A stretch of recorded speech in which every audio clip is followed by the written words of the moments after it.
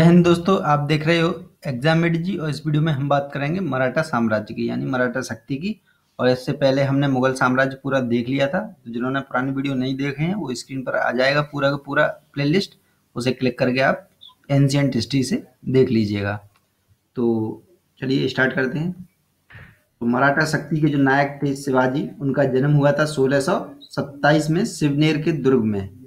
और ये वीडियो मैं बता दे रहा हूँ आपको, जो सीरीज है किसके लिए इम्पोर्टेंट होगी, केवल यूपीएससी के पेपर यानी आईएएस के पेपर को छोड़ दीजिए। बाकी सारे पेपर जो जितने भी होते हैं पीसीएस से लेके लोअर तक, सभी में आपके काम आएगी। चाहे वो एमपी का एग्जाम हो, चाहे राजस्थान का हो, चाहे आपका उत्तराखंड का, चाहे बिहार का, चाहे किसी भी स्टेट का हो, वहाँ ये बिल्कुल सीरीज काम आएगी। और पिता शाहजी भोसले थे उनके, बीकानेर के सेनानायक थे ये, तो पूछ लिए जाते हैं ऐसे फैक्ट।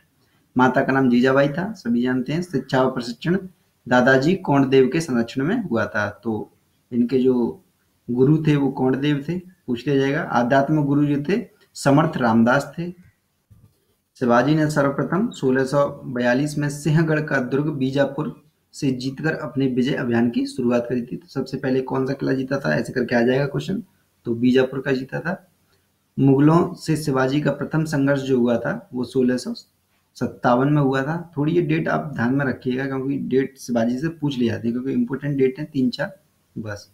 बीजापुर के सेनानायक अफजल खां ने शिवाजी को धोखे से मारना चाहा, परंतु शिवाजी ने उसे ही मार दिया था। तो ये कहानी के रूप में आता है। शिवाजी का अंत करने के लिए औरंगजेब ने शाइस्ता खां को दक्षिण की कमान सौंपी थी। तो ये भी फैक्ट आ जाएगा। शिवाजी ने शाइस्ता खान पर रात में अचानक हमला करके घायल कर उसे वापस भगा दिया था। 1665 में औरंगजेब के सेनापति राजा जयसिंह ने शिवाजी को पराजित किया और पुरंदर की संधि की थी। तो शिवाजी को किसने पराजित किया था? राजा जयसिंह ने। ये सेनापति था औरंगजेब का। सवाई जयसिंह ने रेगुलर प्लान के अनुसार जयपुर की स्थापना कर दी। तो ये ध्यान में रखिएगा, जयपुर की स्थापना सवाई जयसिंह ने। पुरंदर की संधि के बाद शिवाजी औरंगजेब से मिलने आगरा गए, जहां औरंगजेब ने उन्हें क्या कर लिया था, कैद कर लिया था, परंतु वे भाग निकले थे। ऐसा कहानियों में आपने सुना होगा। हिंदू पद पातशाही शिवाजी का आदर्श था।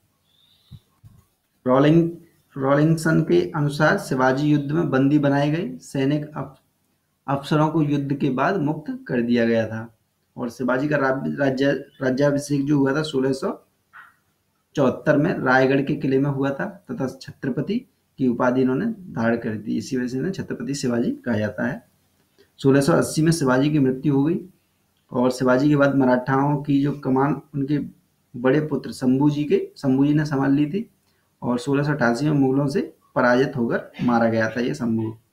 और उसके बाद शिवाजी का दूसरा पुत्र राजाराम, ये हुआ था आपका 1689 में, शासक बना था ये 1 साल के लिए। राजाराम के बाद उसकी पत्नी ताराबाई हुई थी, 1700 से 1707 तक शासक बनी थी। तो ये इम्पोर्टेंट है, ताराबाई रही थी। ताराबाई के बाद शंभू का पुत्र जो था साहू, वो रहा था 1707 से 1740 तक शासक बना। साहू डेट ज़्यादा इम्पोर्टेंट नहीं है ये वाली। साहू बना ताराबाई के बाद।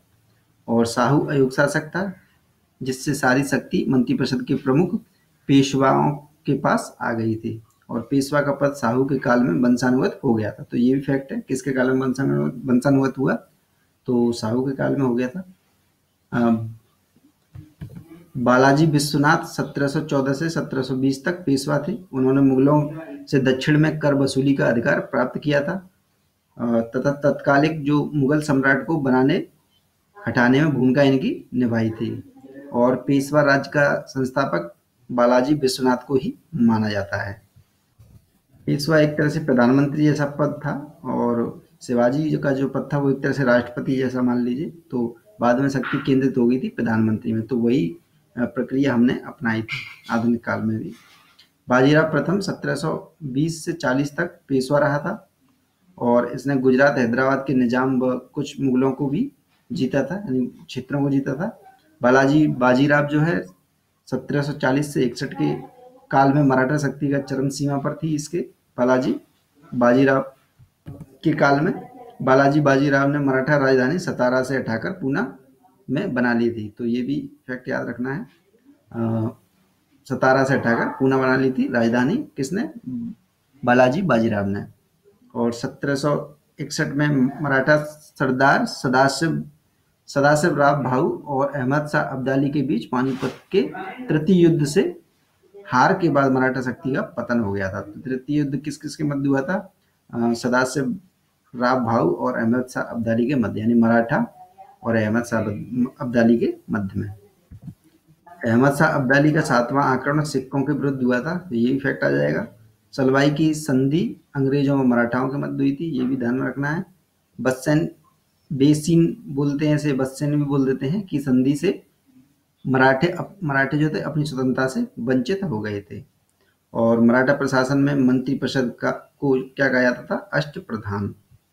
और अष्टप्रधान में कौन कौन होते थे देख लेते हैं। पेशवा प्रधानमंत्री था, जैसा कि बता दिया। अमात्य वित्त मंत्री था उस समय। अब पूछ लिया जाएगा अमात्य कौन होता था, प्रधानमंत्री होता था, वित्त मंत्री होता था, या गृह मंत्री होता था, तो बता दीजिएगा। वाक्यान्वित तो जो था वो गृह मंत्री था। दवीर या सुमंत जो था वो विदेश मंत्री था। श्रोणविस जो था सचिव शाही पत्राचार का प्रभारी था ये। और सरे नौबत सेनापति था। पंडित राव नाम से ही समझ जाइएगा, धार्मिक मामलों का मंत्री था ये। न्यायाधीश न्याय प्रमुख था ये तो सभी जानते ही। शिवाजी विविध राज्यों से चौथ वसूलता था। चौथ होता था 1/4।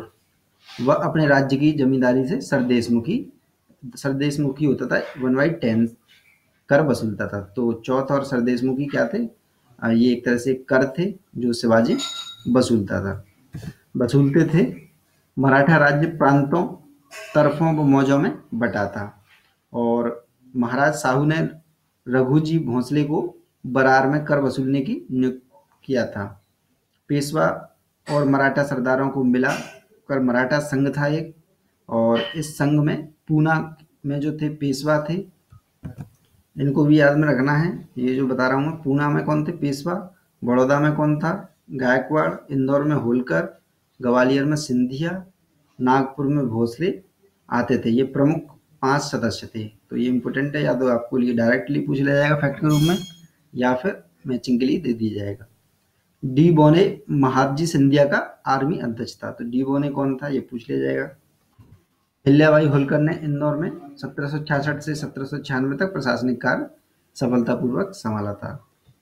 तो दोस्तों इस टॉपिक को हम यहीं समाप्त करते हैं। इससे आगे हम नेक्स्ट वीडियो में देखेंगे अलग से, क्योंकि वो पार्ट अलग हो जाएगा, भारत में यूरोपियों का आगमन।